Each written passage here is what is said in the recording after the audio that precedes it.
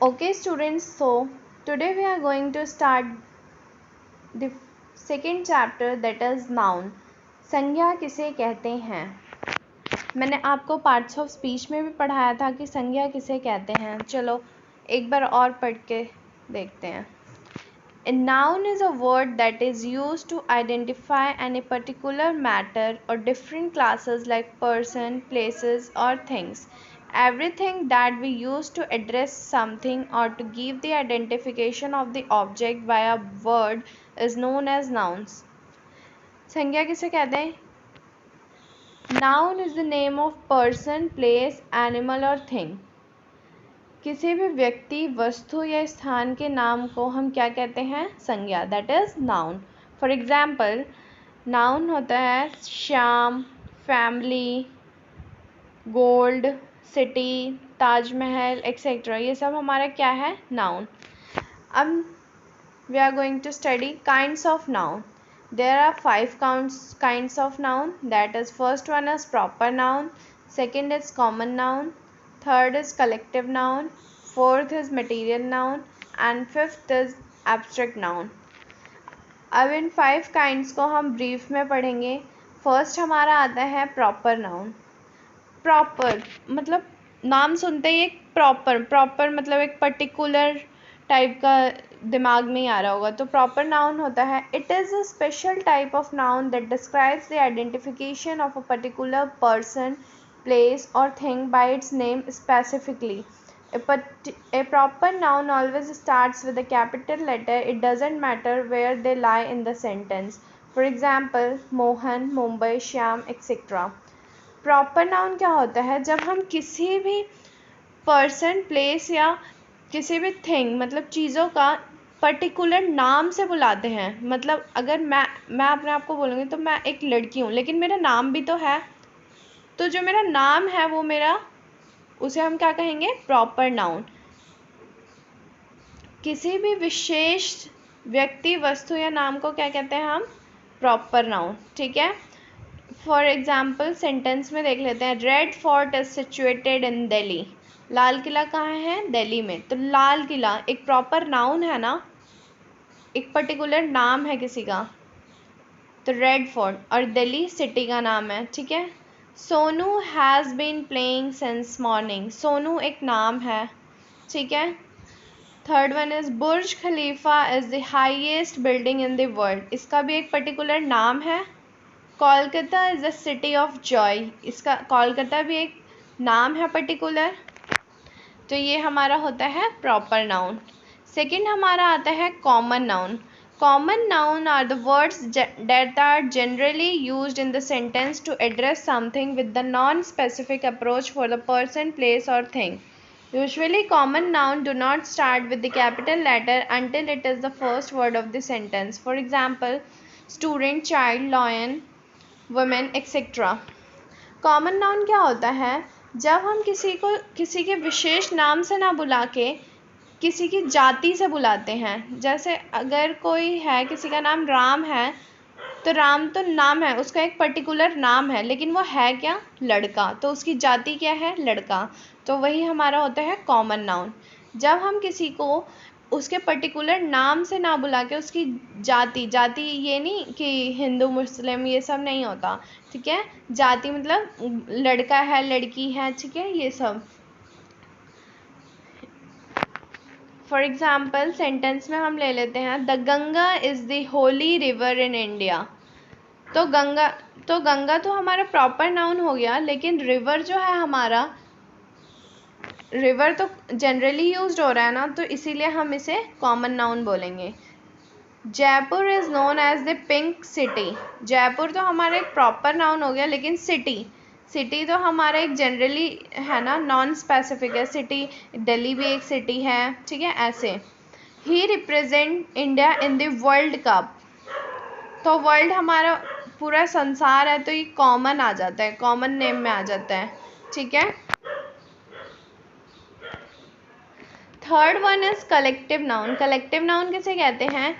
It is a word that is used to describe a group of people, animal and things. A collective noun is a collection of any particular classes of any entity.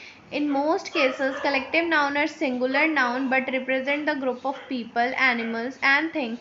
For example, family, gang, etc. ठीक है. Collective noun वो noun होता है जो कि एक collection को represent करता है. ठीक है. जैसे ए ट्रूप ऑफ सोल्जर्स, जो पूरे सोल्जर्स होते हैं उनका पूरे कलेक्शन को हम क्या कहते हैं? Troop of soldiers. जैसे पूरी बफेलो जा रही है तो हम बफेलो थोड़ी ना बोलेंगे, उनके पूरे झुंड को क्या कहेंगे? ए हर्ड ऑफ बफेलोज. ठीक है. जैसे थीव्स हैं, चोर हैं, तो चोर को बस हम चोर थोड़ी ना बोलेंगे, उनके पूरे उसको क्या कहेंगे? ए गैंग ऑफ थीव्स. ठीक है. ऐसे. और तो कलेक्टिव नाउन वो नाउन होता है जो कि किसी झुंड को एक्सप्रेस करता है, पूरे को. जैसे सोल्जर्स का झुंड हो गया, शिप्स के झुंड हो गए. ठीक है. ये सब. For example, I am the youngest in my family. पूरी फैमिली को लेके बता रहा है. पूरी उसकी फैमिली क्या है? एक कलेक्शन है, उसमें से वो सबसे छोटा है अपनी फैमिली में.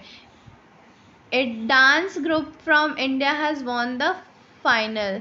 तो ग्रुप को रिप्रेजेंट कर रहा है, तो ये कलेक्टिव नाउन हो गया. Are you missing your family?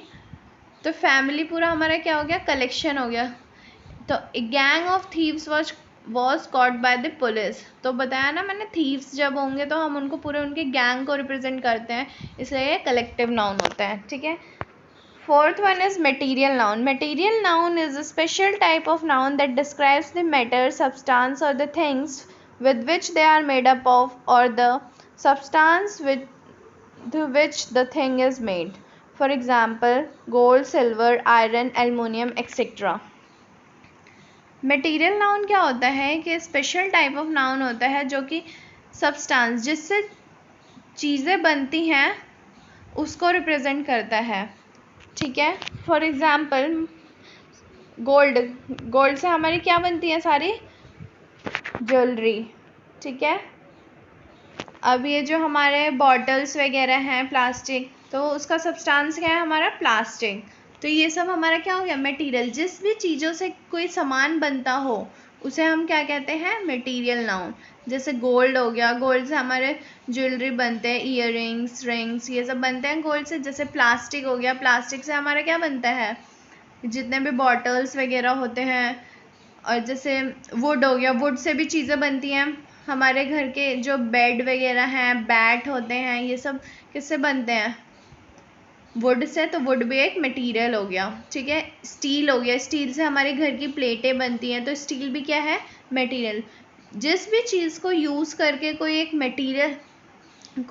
चीज़ बनता है, जैसे स्टील एक मटेरियल है, उसे यूज़ करके हम क्या बनाते हैं? प्लेट्स वगैरह बनाते हैं अपने घर की, उसे हम कहते हैं material noun. Now fifth and the last one is abstract noun. It is a noun that refers to feelings, emotions and an idea. Abstract noun do not represent the physical object. You can't see or touch them. Simple abstract noun क्या होता है?